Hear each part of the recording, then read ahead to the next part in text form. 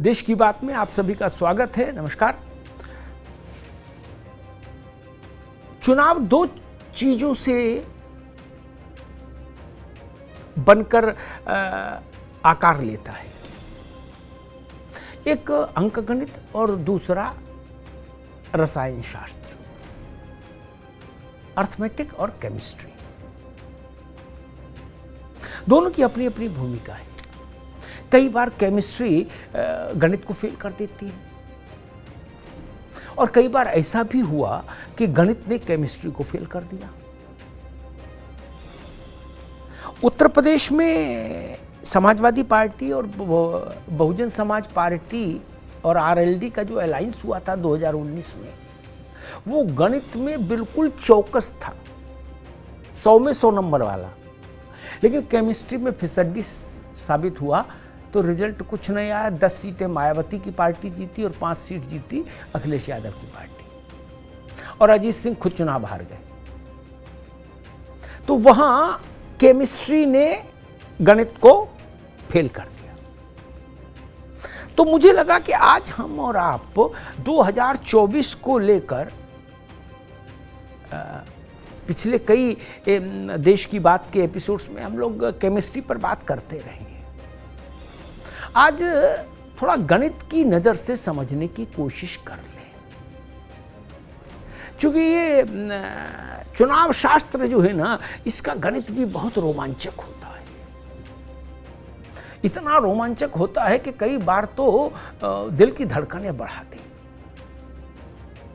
सारे नारे एक तरफ, लेकिन ये आंकड़ों का मकड़जाल एक तरफ। 2024 के लोकसभा चुनाव दो बड़े गठबंधनों के बीच में होगा। एक एनडीए गठबंधन यानी भाजपा वाला, और दूसरा कांग्रेस वाला यानी इंडिया गठबंधन, यानी एनडीए वर्सेस इंडिया या इंडिया वर्सेस एनडीए। आपको जानकर हैरानी होगी कि अगर 24 के चुनाव में एनडीए को सिर्फ 100 में 3, कितना 100 में 3% का रिवर्स स्विंग हो जाए एनडीए के वोट में, तो एनडीए की सीटें आ जाएंगी कहीं 258 के आसपास। सिर्फ 3% वोट स्विंग होने से सीटें कहां आ जाएंगी? 258। और इंडिया की सीटें कहां पहुंच जाएंगी? 200 पार, 201।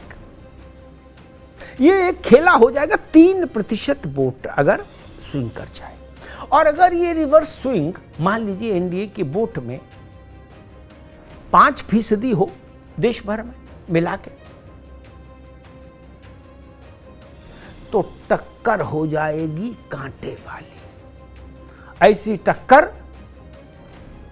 जिसका नतीजा सांस रोक के देखना और सुनना पड़ेगा देश को। तब एनडीए 229 पर आके टिक सकता है कहीं, और इंडिया 224-25 के आसपास।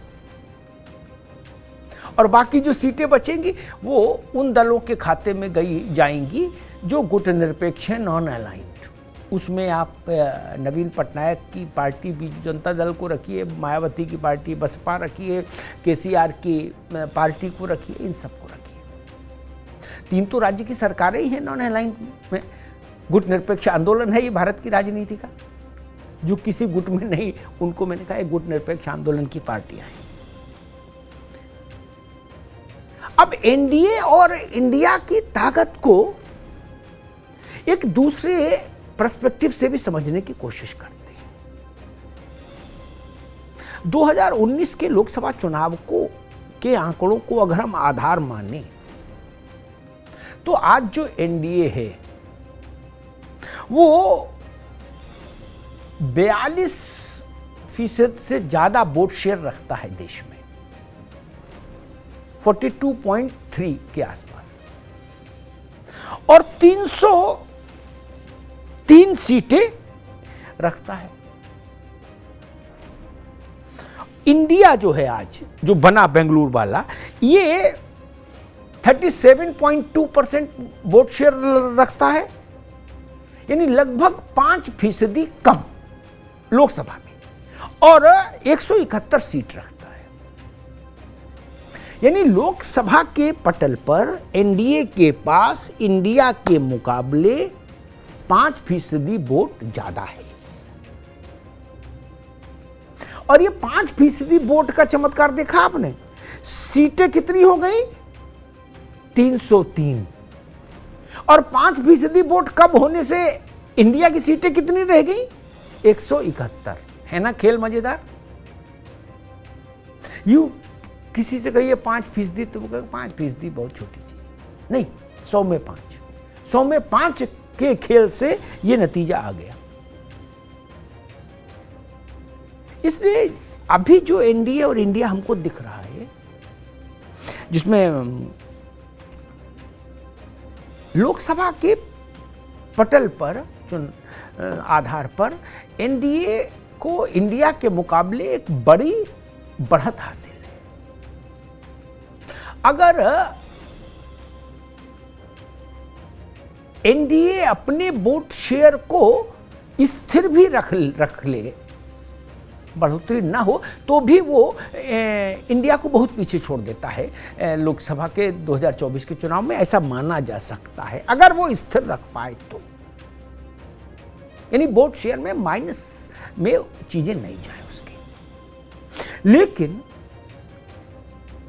जहां तक राज्यों की बात है, विधानसभाओं का खेल जहां है, वहां इंडिया की ताकत एनडीए के मुकाबले ज्यादा है। यह भी चौंकाने वाली बात है। परसेप्शन थोड़ा उलट है, लेकिन हकीकत उस पब्लिक परसेप्शन के विपरीत है। देश भर में 4120 विधानसभा सीटें हैं। कितनी? 4120। उसमें इंडिया के पास हैं 1852, 1852 बिलोंग्स टू इंडिया, और एनडीए के पास है 1585, 1585।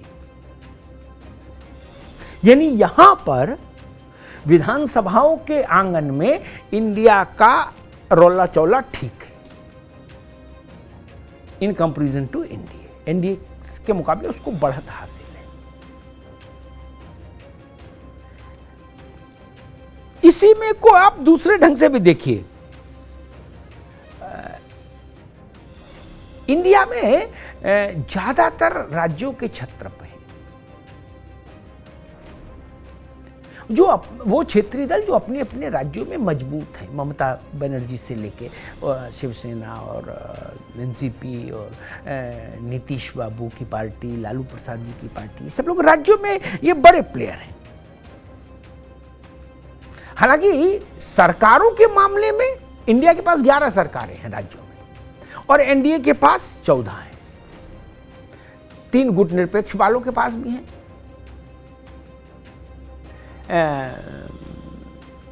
3 राज्यों की, आंध्र जगन रेड्डी, उड़ीसा नवीन पटनायक और चंद्रशेखर राव तेलंगाना। ये 3 राज्य सरकारें गुट नॉन अलाइन पार्टीज की हैं, गुटनिरपेक्ष पार्टियों की हैं। तो सरकारें अभी एनडीए के पास राज्यों में ज्यादा हैं, लेकिन एमएलएज इंडिया के पास ज्यादा है देश भर की विधानसभाओं में। और इसमें एक और भी चीज है। पिछले विधानसभा चुनावों को अगर हम सामने रखें जो देश में हुए अलग अलग राज्यों में, और उनके आंकड़ों का विश्लेषण करें, तो एनडीए को 39.7% वोट मिला पिछले विधानसभा चुनाव में। देश में किसी भी राज्य में जो पिछला विधानसभा चुनाव हुआ उसको सबको जोड़िए, फिर एक एवरेज निकालिए, तो एनडीए में शामिल दलों को कुल मिला के 39.7% वोट मिला। नहीं, माफ कीजिएगा, इंडिया को, हाँ, इंडिया को वोट मिला देश के विभिन्न राज्यों के विधानसभा चुनाव में पिछले में 39.7, और एनडीए को वोट मिला राज्यों में विधानसभा चुनाव में कुल मिला के 34.7, 34.7। यानी इसको भी आप ऐसे समझ लीजिए मोटे तौर पर, विधानसभा चुनावों में, अगर इसको वन लाइनर में समझे, विधानसभा चुनावों में इंडिया को मत प्रतिशत के संदर्भ में एनडीए से लगभग 5% की बढ़त हासिल है पिछले विधानसभा चुनाव को अगर सामने रखेंगे। वहीं लोकसभा के संदर्भ में एनडीए को इंडिया के मुकाबले 5% की बढ़त हासिल है। अब शायद बात सरल हो गई ना। राज्यों के मैदान में इंडिया के पास एनडीए से 5% वोट ज्यादा है राज्यों के चुनाव में, और जब दिल्ली के तख्त का फैसला होना हो, हुकूमत हिंदुस्तान का फैसला होना हो, तो एनडीए के पास इंडिया से 5% वोट ज्यादा है। ये 5% वोट आप कह सकते हैं ये एम फैक्टर का वोट है, ये नरेंद्र मोदी के चेहरे का वोट है, उनकी पर्सनालिटी का वोट है। इंडिया के पास सबसे बड़ी कमजोरी ये कि उसके पास कोई ऐसा राष्ट्रीय फलक पर नेता नहीं जिसके बारे में आप ये कह सकें कि उसकी पॉपुलैरिटी, उसकी रीच, उसकी भाषण क्षमता, उसकी क्रेडिबिलिटी मोदी के कहीं एट पार आती है। और इसीलिए लोकसभा के इलेक्शन में जितनी पार्टियां इंडिया में शामिल हैं, उन सबका जोड़ घटाना करने के बाद, घंटों कैलकुलेटर से जूझने के बाद नतीजा ये आता है कि वो भाजपा के एनडीए से 5% पीछे है। हाँ, राज्यों में जहां उनके पास कद्दावर नेता हैं क्षेत्रीय दलों के पास, वहां उसका परिणाम भी उनको मिल रहा है इंडिया को। राज्यों में विधानसभा चुनाव में वो एनडीए को 5% वोट से पीछे छोड़ते हैं। ये चमत्कार की बात है, और इसका मैंने जब विश्लेषण करने की कोशिश की तो इस नतीजे पर पहुंचा कि भाई ये 5% वोट एक्स्ट्रा क्यों है फिर लोकसभा में। तो समझ में आया कि एक ही चीज दिखती है, वो है मोदी। इंडिया के पास कोई मोदी नहीं, एनडीए के पास मोदी है जो उसकी सबसे बड़ी ताकत है, सबसे बड़ी पूंजी है, जो उसको 5% से ज़्यादा वोट अतिरिक्त दिलाता है इंडिया के मुकाबले।